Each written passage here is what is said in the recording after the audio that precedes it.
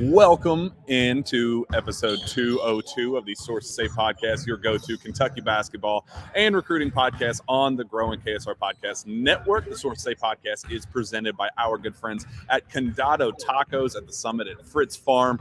Stop in to see our friends at Condado to try some of their summer features like the mango guacamole or chicken bacon ranch taco. They've also got happy hour deals like the $6 house margaritas Monday through Friday from 3 to 6 p.m. We love our tacos at KSR, so the partnership with Condado was perfect to fuel our crew for the big week of Bahamas coverage. Thanks to Condado for all of your continued support. I am very much looking forward to getting back home and getting a house margarita and a very nice, delicious taco. Very much looking forward to that. Very happy to be joined once again by Sean Smith of Go Big Blue Country. Sean, how the heck are you? I am fantastic, Jack Pilgrim, and I'm sure you're feeling even better considering that your scouting report from the shoot-around yesterday was a success. Praise all that is good in this world. I am not the jinx. I finally have gotten that St. Peter's bad, bitter taste out of my mouth whenever I watch a shoot-around, and I know what I see with my own two eyes, Sean. I knew against St. Peter's. I know what I saw. I ended up being wrong, but I know what I saw, and it just felt very good to know that Monterey Tech is the team that I thought they were, Sean. Not one player standing above 6'5". I think the guy that was 6'9" or whatever he was listed at barely played at all anyway. So physically, they were who we thought they were. Skill-wise, they were who we thought they were. And it results in a 102-40 victory over Monterey Tech. Sean, let's get some quick takeaways out of here. What did you think of Kentucky's absolute just bloodletting of a victory? Adou Thiero getting the start there and playing more, I think, 22 minutes, 19 seconds. So some extended minutes for him yesterday. I thought that was very well deserved, and I thought he played well. To me, the biggest thing about this trip, especially through the first two games, you're going to have some overreactions. Obviously, the competition isn't what it's going to be when they get into November, December, but you're getting to see some of that chemistry that this team is building in August. They're pulling for each other. You're seeing the bench going crazy. They're playing hard. That is the takeaway for me. But when it comes to comparisons, and we go back just a few months to February, March, and this last Kentucky team, the athleticism that this team has compared to that team, that is something that stands out for me that is significantly improved. And I think that's going to bode well for them on the defensive end, turning teams over. That is clear regardless of the level of competition we're seeing being played right now. Yeah, and I thought Chin Coleman put it best after the game ended. He said, look, we understand what they were. We understood, the assignment. This was Kentucky versus Kentucky. This was not Kentucky versus Monterey Tech. This was a what can we do? How can we make a statement? The night before, John Calipari said in the film room, we want to kind of go out there and prove that we belong, that we prove that this team has a chance. They did that on the first night against the Dominican Republic National Select Team. And then they go back out against Monterey Tech, a team that so Cal described Sean, I'm interested in your thoughts on this. Cal described the first team, the Dominican Republic team, as a mid-major team and beat them by 52. How would you best describe what Monterey Tech, the group of talent, quote unquote, that they put together for that one? It certainly wasn't mid-major, may not even be low-major. Yeah, my middle school basketball team. No, I'm just kidding. I'm not going there with that. No, just Kentucky had a significant advantage in size. When we're talking nothing taller than 6'5", I mean, when you're talking Damian Collins, Oscar Sheboy, Kentucky's guards. I mean, we're talking their guards are almost as big as the tallest player that Monterey Tech had. So that first game, comparing it to a mid-major, and if you're beating mid-majors by 50, I mean, my goodness, Kentucky's going to be pretty good because there's some very good mid-major programs out there in college basketball. I do think that what they're going to see next on Saturday is a significantly better team. It's a successful program in its own right, and the competition will be better than what it was on Thursday night.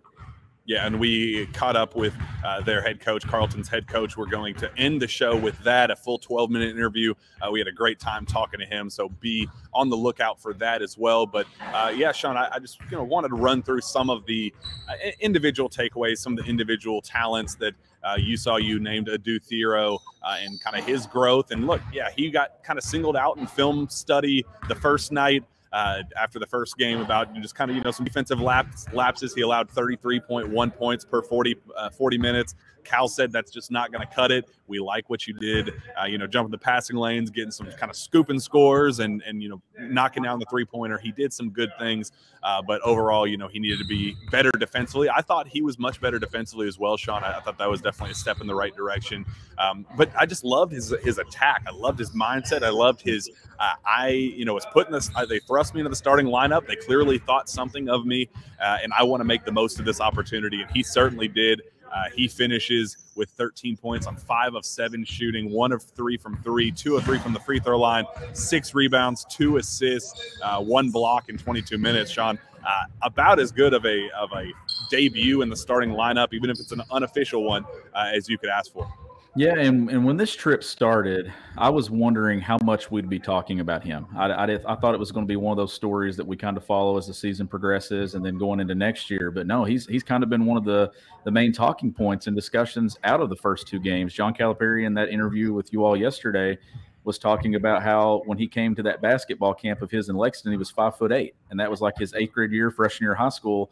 And there's obviously comparisons there when it comes to huge growth spurts with Anthony Davis, but Anthony Davis was already at that size when he got to Kentucky. This kid's still growing. To me, his ability to rebound at his position, Cal talked about him playing off the basketball, on the basketball, how that has helped him in get in attack mode, set others up. Jack, I'm starting to get to a point, and like I said, we're going to overreact. When these 4 games are over, we're all going to be talking about, some people are going to be like, Kentucky's going 40-0, Kentucky's going to a national championship. I'm trying not to overreact, but the more I watch him and I see him on tape, I think he's going to find a way to play some minutes this year for Kentucky. I really do.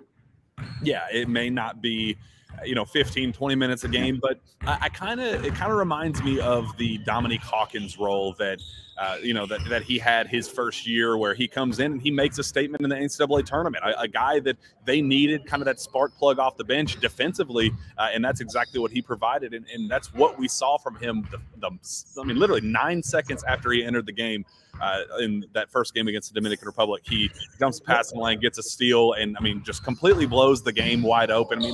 It was always out of reach, but that was kind of a moment where it was like, oh, okay, we might have something here. And that's what we needed to see. That's what this trip was about, just finding little individual moments like that. Like Chris Livingston, he's another guy that the first game, he had that 2-hand strong rebound. He starts taking it and going, and then he hits that cross-court pass to Lance Ware in transition for the flush, and it goes, whoa, okay, that was something. Like, that was something. Ignore the competition. Ignore who you're playing. That right there was something. You're looking for individual somethings with each player. Definitely there were plenty of those with Adou Thiero. I thought Chris Livingston, again, 14 points, 5 of 6 shooting, 1 for 2 from 3, 3 for 4 from the free throw line, 10 rebounds. Again, this is a kid that is rebounding his butt off. He is attacking the glass. He's proving that he wants to be a grab-and-go type player for this team, to push the ball ahead and start, get the ball, start the offense. And that's something that, again, we were talking about his role. What would he be? Would he be comfortable being a 4? Would he be comfortable being a 3? Would he be comfortable being a 2? And like we talked about in the last show, Sean, I thought he did a tremendous job, kind of, again, second game in a row, proving that, maybe you shouldn't be defining me in any role. Maybe the reason why I'm so valuable is that you can't. And that's the way you get on the floor, right? You don't pigeonhole yourself into just doing one thing or just being at one spot. You be that positionless basketball that John Calipari started talking about years ago. I really think that Livingston just get on the floor as a 3 or as a 4. I love his energy. I love his athleticism. I love the way that he can go up and get a rebound and run and lead the break. That is another takeaway for me. What was the word on the board? Was it run or play fast or something that John Calipari had in that first meeting? Fast. So here's my thing. Kentucky's got 8, 9 guys that have the ability, well, probably 8, to grab a rebound and lead the break and get out and run. Regardless of what the competition has been for the last 2 games, you're seeing Kentucky playing with a pace, whether it's a made basket, missed basket, they're getting the thing out and going. Last year, it felt like Xavier Wheeler was the guy. Like, he was the one that would have to get it and kind of push the tempo. Kentucky's got a collection of guys now. And then one more word on Adou Thiero there. I was concerned about Kentucky's depth at guard if they had an injury. seeing what he's been for 2 games and seeing his ability to kind of chip in and make some plays and then earning a start last night, it's kind of eased some of that concern that I had about if they do have an injury at some point. I feel like they have some depth there that they can get something out of every single one of those perimeter pieces, and then you can slide a Toppin or a Livingston and play some 3 there and buy some minutes as well. Yeah, and while we're talking about those guards, I thought, again, Cason Wallace is just Mr. Stable. I think he is a guy that they're trying to figure out what he can be as an on-ball, facilitator, playmaker. He was definitely more of the on-ball role last night. I talked to his dad shortly after the game, just ask how things went. I was doing a story on him about his history as a football player. Is a really cool story. His dad described him as a Cam Newton quarterback in the past, that he loved, playing football and all of that. So that part was fun. But in the process, I was just asking, how he thought his kid played, and he was like, yeah, I thought this was exactly what we were looking for. Just figuring out what he is as a point guard. Can he be a primary point guard at this level? Or is he better off ball? Is it going to be a catch and shoot guy? How much growth can we see with him as a primary facilitator? And I thought last night was a great example. His numbers didn't necessarily jump off the page. 7 points, 3 of 5 shooting. He had that catch and shoot look in transition that was absolutely beautiful from 3. And then he adds 4 rebounds, 3 assists, and 2 steals. So, another typical day at the office there for Cason Wallace. But I thought he did a lot of really good things there, Sean. I do too, and I love his game. I love what he's going to add to this team. He's going to be one of these pieces that you see early in the year, what he is in November. Like last year, Kentucky had a lot of older guys on its roster, and we started talking about, well, what is the ceiling for this Kentucky team? And we feel like, honestly, they peaked in January. They have some guys on this roster that are going to continue just to kind of chip away and get better and better and better as the year goes along. A Livingston, a Cason Wallace, a Adou Thiero. There are some young pieces, Damian Collins. The upside that this team has, and I think it all starts with Cason Wallace in the backcourt. I think by the end of the year, he has a chance to be their most dynamic guard that they have on the roster. And let's, move quickly through kind of the end of this game and kind of start transitioning. Because, again, it's a 62-point win. There's not a whole lot of takeaways. But there were 7 players that finished in double figures, Sean. I think 4 of them had double-doubles. I think you had the players we haven't mentioned yet, Oscar Sheboy with 10 and 14, Jacob Toppin with 12 and 11, Xavier Wheeler with 14 and 10. And I believe that's the last one because Livingston was the other one with 14 and 10. But some of those other guys, Sean, Mr. Stable and Mr. Consistency, they're hand in hand at the starting point guard, starting center position. You know exactly what you're going to get out of Xavier Wheeler and Oscar Sheboy at this point. They proved that yet again on Thursday evening. Yeah, I thought it was good to see Wheeler bounce back and have a better game. I know the first game there on Wednesday night, it wasn't his best. It was kind of Cason Wallace was the guy leading the charge in the backcourt. But you see him there with 14 points, 10 assists, only 1 turnover, 2 steals, pushing the pace, pushing the tempo. The play that he made getting downhill and then firing the ball out to the corner to Chris Livingston, that's prime Xavier Wheeler right there. That is him at his best, making plays, pushing the tempo, and doing things. Then Oscar Sheboy, obviously, when you're talking about the size advantage that Kentucky had, 8 offensive rebounds for Oscar. That is exactly what Oscar Sheboy is supposed to do. Just anchor the front court, do the things that he does. And I thought those 2 were excellent.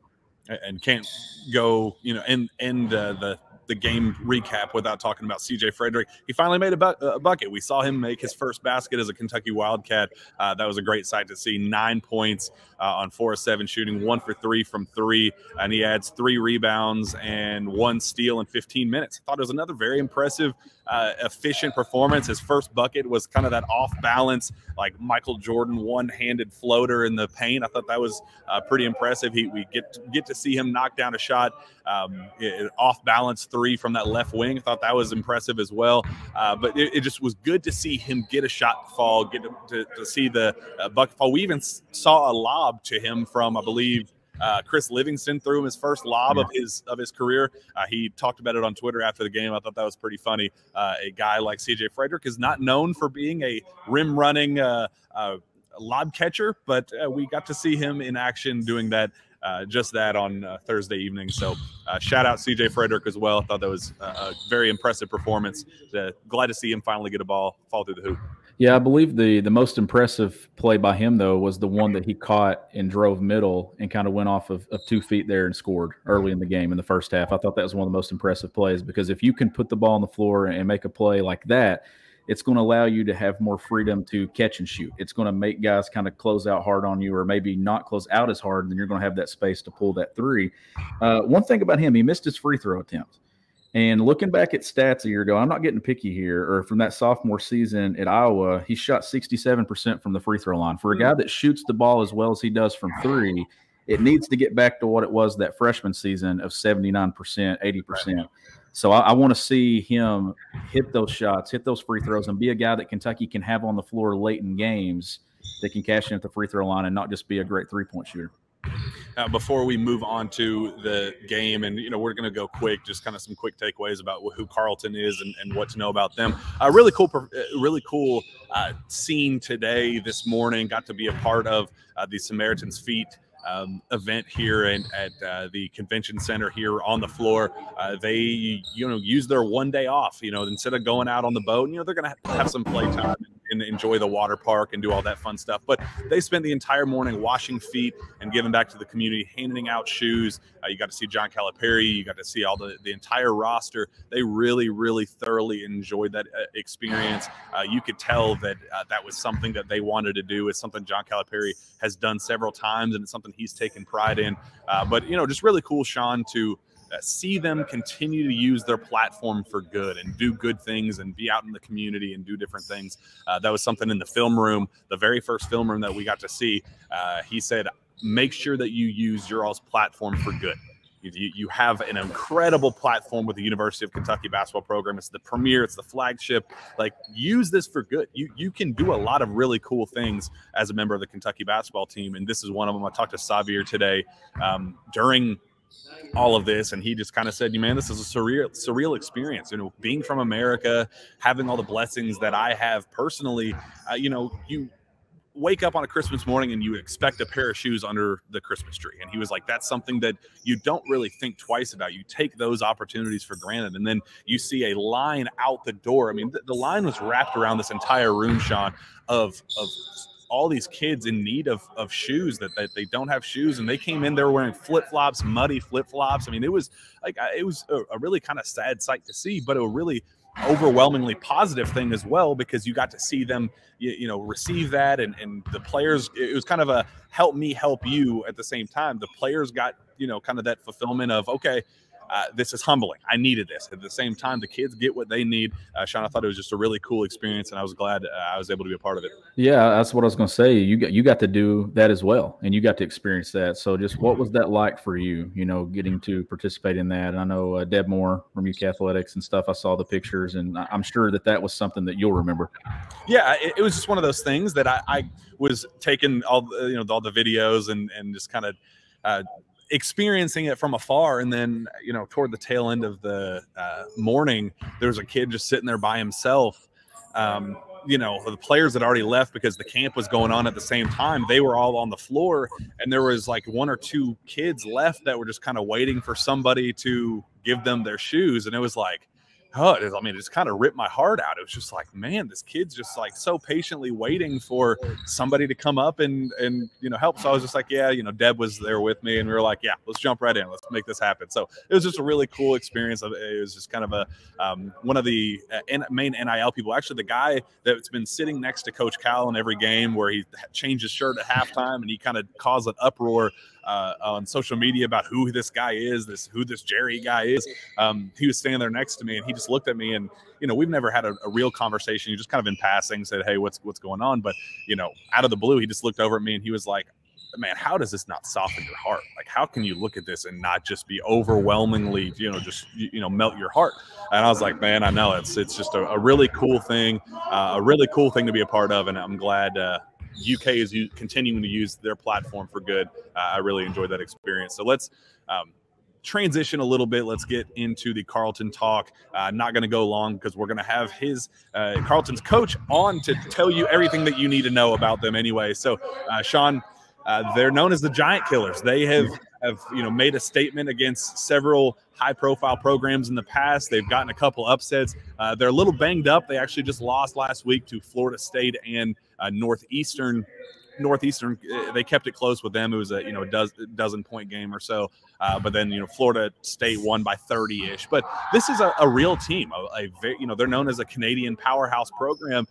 This was the team that was going to give Kentucky their best test, just in terms of kind of team chemistry. They've been around together for a while. This isn't just a team thrown together at the last second like the Dominican Republic select team or definitely the Monterey Tech team last night. This is a real college that's known for winning games in Canada. So really exciting performance and exciting game that we're going to be able to witness on Saturday afternoon. Yeah, I think this will be obviously the best game of the three. Now, I don't know, I'm not going to put a total on what I think Kentucky will win by, but I do think that there will be some things that happened in this game that didn't happen in the first two, or they're going to get a little bit more stiffer competition, especially a step up from what they played on Thursday. No, that's a really good interview where we talked to him. He's going to take you through and kind of tell you about this Carleton team, and then he's going to tell us about kind of what he sees from Kentucky, and then the length, the athleticism. It's the takeaways that we have are the same takeaways that everybody else has about this team. They're just overwhelming size and length has been the story coming out of the Bahamas, and I think that's going to be the case as we go throughout the season and get into December and January as well. Well, awesome. Let's jump right into it, Sean, before tell fans where they can find your work. You can find my work at gobigbluecountry.com, and you can follow me on Twitter at GBBCountry. Find me on Twitter as well, at Jack Pilgrim KSR. Reach out to me via email at jpilgrim@KentuckySportsRadio.com. With that, let's head to our interview with Coach Taffy Charles of Carleton University. Happy to be joined by Coach Taffy Charles of Carleton University. We're very excited to have you on. Coach, just kind of how excited are you for this experience? I mean, again, I'm an old guy, so I'm excited for the guys on our team. I think the biggest thing is the guys on the team. I used to play and I used to get excited about these things. Now I'm the coach, so again, I just want to prepare for them to do the best they possibly can. So again, I'm excited for the opportunity that the guys are going to have on the basketball team. Well, you guys are kind of known as the giant killers. You guys have a long history of keeping it close with teams and even beating some high majors. And how have you developed that reputation, and just kind of what does it mean to you guys as a program that's the reputation you do have?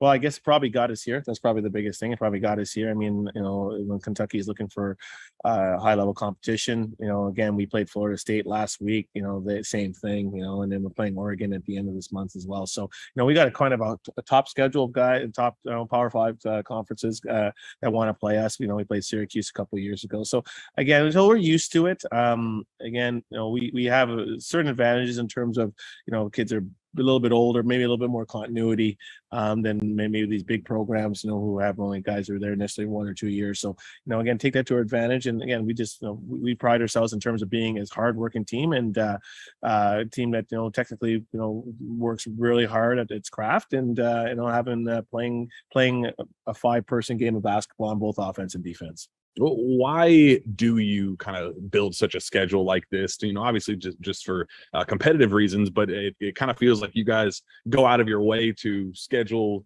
basically anybody of substance ready to play you guys. It seems like you're always ready to step on that floor with them. Yeah, I mean, again, this prepares us for our own schedule, right? So we have a schedule that we have, sort of like I'm in the SEC, right? So, but we have our own schedule, our own conference schedule. So if we can play as many games as we possibly can before our schedule actually hits in November, it gives us our young guys a lot of experience.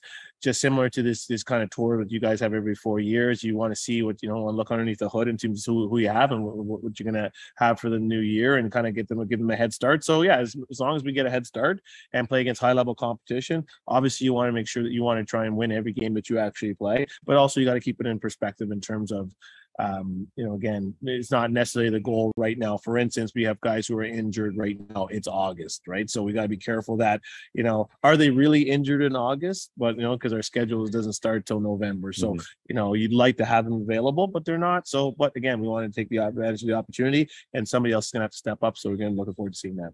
I guess in terms of your team, you guys, just the history behind your all's program, win just about every game that you guys play. Just tell fans a little bit about the program itself and just kind of how you guys have developed that reputation of within your all's own conference and your normal game schedule. Yeah, I mean, again, I used to play at Carleton, and then I'd say Dave Smart, who started this whole thing. Again, he had a vision in terms of high level, in terms of how he thought the game should be played, and not just again not limiting ourselves in terms of the exposure that you can have within your own country, and then also exposure you can have internationally. So that's probably the biggest thing, is not thinking outside the box, not just putting ourselves in the, hey, why can't we consider ourselves one of the best teams in Canada and also in North America, versus just talking about putting ourselves in a place where we're the best team in Canada. If we shoot for the stars and think about trying to be one of the best teams in North America, then obviously the byproduct would be, hopefully we'd be one of the best teams in Canada. So something that he thought about many years ago, I've been trying to keep, I was with him the first 5 national championships we won. I started coaching the women's basketball team at Carleton for about 12 years. And then now this is my 4th year back with the men's team, trying to keep the same tradition going. In terms of this team in particular, you said you're a little bit banged up, but just for fans looking to insight on what this team is going to look like, who Kentucky is going to be playing, just kind of share your knowledge with what your team looks like. Well, we have 2 really good shooters. Aiden Warnholtz, he's our senior captain. I want to say captain because we don't have captains, but senior leader at our team. Again, he's point guard, really good, handles the ball well, very smart player. Really runs the team for us in terms of how we're getting his stuff into certain sets, and again, just his knowledge of both ends of the floor. So we're going to be depending a lot on him in this game. And then we got Connor Breakin, who again is another veteran guy who can really shoot the ball. So these guys can really shoot the basketball. I put them against shooter wise against almost anybody, right? So again, we're going to use those guys. We space the floor well with our post game and our spacing. Again, when we put the ball on the ground, you're going to see 4 of the people moving at all times. It's the bottom line. You will see 4 of the people moving at all time. If 4 of the people aren't moving at all time when we put the ball on the ground, then we'll be in trouble, right? So again, we're going to try and move the ball around, kind of attack, move the ball around. Kentucky's defense probably going to not, like any defense, the first time around is going to be pretty tough. The second time around will be, again, not as tough. And the third time around, we'll see where they're at, right? So I think the bottom line is we got to get them to second and third rotations. If we can get them to second, third rotations regularly, obviously we'll have a shot, right? If we're turning the ball over and we're taking 1 and dones because we haven't really manipulated the defense, then yes, we'll be in trouble for sure. So that's something definitely I need to look for. Coach, this time of year, you're trying to learn some things about your team. What are a few things that you have learned about your team this early in the summer, in the season? I've learned, first of all, we're very young, and I've learned that we also don't know how to play defense. So that's probably the 2 things that I've learned, right? So I think the biggest thing is, and I'm sure Coach Craig, Coach Calipari could tell you, you got to manage your expectations, right? Because again, they're young players, right? And I'm sure like University of Kentucky, similar to us in one sense in Canada, is that you have these massive expectations of how you're supposed to play. And every time you play a game, something expected of you, expected great results, expected great, you bring in new guys and they're supposed to do all these awesome things. The reality is it's a team. And these guys I've seen they have a couple of rookies. They have not played with the team. This is the first 2 or 3 games they play with the team. So the coach is trying to figure out what are these guys going to do within the team. They're good players, but how are they going to play within the team? Trying to figure that out. And similarly for us, we got a lot of new players within Canada. We probably got some of the best recruits in Canada. But the reality is we haven't played that much together. So, we've got to learn the communication factor, what's expected of them. How do you play hard? Often, right? And really the communication level. So I think the problem thing is you'd see with young kids is it's just a communication. They just don't communicate as well as you'd like, and veteran teams do, right? And I think that's only the one thing I'd say is we got to work much harder on our communication level, got to work much more harder on our fundamentals defensively. And again, we just got to learn how to share the basketball better and space properly. And when it comes to Kentucky, when you turn on that tape and you look at them, what are a couple things that stand out to you about this Kentucky team? Well, again, I mean, obviously they athletic at the front court. Their front court's pretty athletic, right? With Collins and Toppin, and then obviously Shibwe. I mean, he's a big, strong man. So I mean, those are the two. Those are the things that would concern a coach first and foremost. But also, I would say is that you know you can kind of contain a post game, honestly. Like, it's just the way it is. You can kind of contain a post game if all 5 people are on the same page. You can do a good job against a decent post, right? Even Sheepway, right? Can we frustrate him enough that, that he starts wanting to catch the ball outside the perimeter, right? Or is he going to, have a field day inside? So I think we can control it, but that's not a 1-person job. That's a 5-person job. Right. So, we got to understand as a team, it's a 5-person job. And I don't know if at this time of year is ever ready to do a 5-person job. So those are probably the biggest thing is obviously Wheeler kind of gets the ball going with them with in terms of his pace, not only on makes, but misses, he pushes the ball pretty well. And, I don't know much about the two rookies, but they look like they're talented guys. Right. So, I mean, it'd be interesting to see how they, again, not a lot of tape on them, and then obviously the transfer guy's a good player too. So, again, they're trying to find their way too, and we got to try to figure out what they like to do more than others, and because I'm sure they don't. I don't know. You probably don't even know what the scouting report is on those guys. So, but again, I think it's the front court probably the biggest thing with Kentucky. Their length in the front court probably got to take some. Again, they're trying to challenge everything at the 3-point line. We like to shoot threes, so we're probably going to have to take that extra. Be ready to shoot it. If we can't shoot it, then they'll put it down, get some spacing going, right, and make them rotate, make their young guys rotate 2 or 3 times to see what happens. This team's known, especially the backcourt in particular, it's known for its pace, kind of pushing things and getting out ahead. How do you kind of plan on slowing that down? Is that are you trying to muck things up? Are you kind of getting into a track meet with them?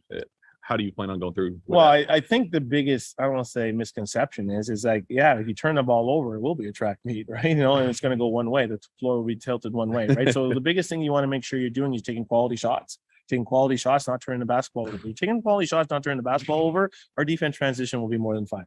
Right. When the problem is when you start turning the ball over, going sideways, block shots, steals, like that's the problem. Right. So as long as we have quality offense, this shouldn't be an issue. It won't be a track meet. But again, if we do, like everything else, if they start getting in there, then they're more athletic than us. You get athletes out in space, it's going to be trouble, right? So we just got to make sure that they're pulling the ball out of their basket more than we are allowing, 5 ball turnovers and them having 2-on-1s. And again, that'll be a show for the Kentucky fans if that's going to happen regularly.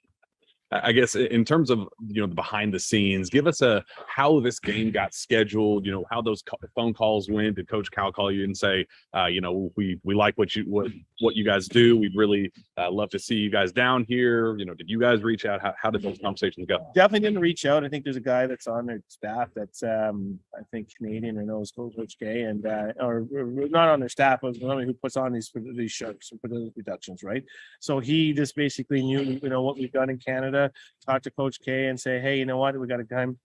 He's actually heard of us. I've never talked to Coach K. I don't even know if he's actually coaching the game. So I mean, I've never talked to him. So again, I think they yeah, sure, it's a pretty decent level competition. Let's see it, right? So again, that was a third party that was organizing it, right? Organized this whole trip, and I think within that they organized the venue, the teams that are playing. And again, they asked us if we wanted to do it, back and forth a little bit. And obviously we wanted to step up to the challenge, and we're happy to be here for sure. Just how excited is the team to, be down here, be a part of this, goof off with the water slides and have a good time and, just kind of be a part of something of this magnitude. I don't know if they've gotten to the water slides yet, but, again, I just think, they're young guys. And I think the biggest thing is how do we get them to understand it, be happy about the opportunities that they've got, because not a lot of teams get these opportunities, but at the end of the day too, you're here for a reason, right? So we got to make sure that we're playing, we're playing at a high level. I don't mind working hard, playing hard. Again, because sometimes you got a younger team, I think, they don't really understand the work hard, play hard thing, right? So again, we just got to kind of get them to understand that. Obviously I want them to enjoy themselves, enjoy the good weather, enjoy the, being in a different spot. But, at the end of the day, we want to make sure that we're getting better. So, at the end of the day, we want to get better. After the end of this game, if we can get better, and take the advantage of the opportunity and playing against high level competition, that's what we're going to do. Sean, anything else you have for Coach? I'm good. Coach Taffy, thank you so much for joining us. It was a very good time, and look forward to tomorrow's game. Thank you, guys. Take care.